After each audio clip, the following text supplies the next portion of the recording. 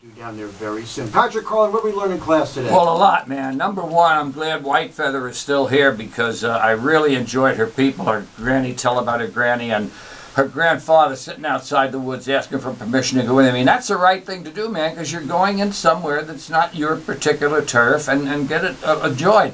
I told my wife just the other night, we were watching a whole bunch of the wolves doing their thing, and I said, you know, man, I would never ever feel threatened if I'm at a campfire and a bunch of them showed up. I mean, I just feel that way. Me and animals get along, and that, you know, it's, you either do or you don't. I guess they know I'm not going to kill them. But anyway, there was so much good stuff that went on there that it's still sinking into my brain. And being a clan member, and you know, the wolf goes in a pack, not a herd.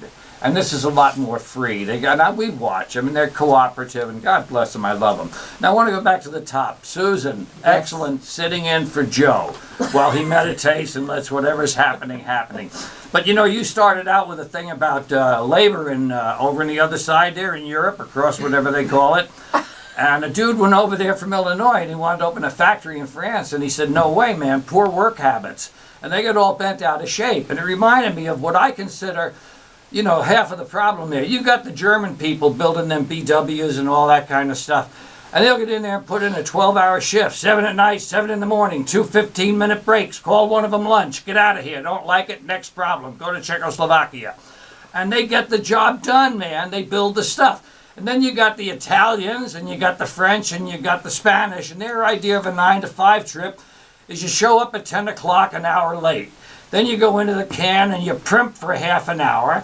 You get back, and it's around 10:30. You work till noon. That's an hour and a half work.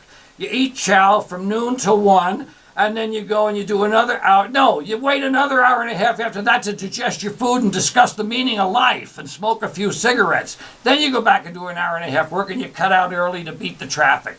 That's a French 9-to-5. There's a reason for this, man. Do a day's work for a day's pay. And pay them when they work. Don't give them $2.30 an hour like we used to make.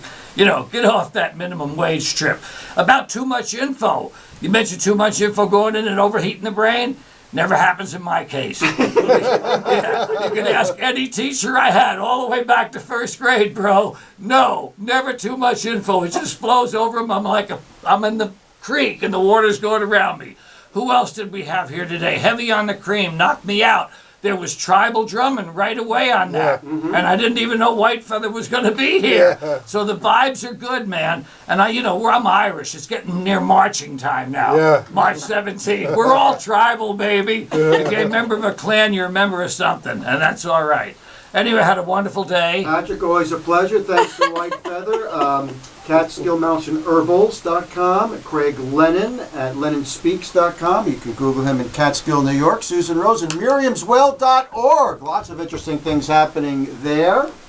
And thanks to Janet for the dream. Thanks to Owen for pushing the buttons. Yeah, right. And there's a rumor going around that if you stick right here at Radio Woodstock, Ron Bram Moore will keep you company all morning. That's a good deal. Take advantage of it. Enjoy your week, everybody.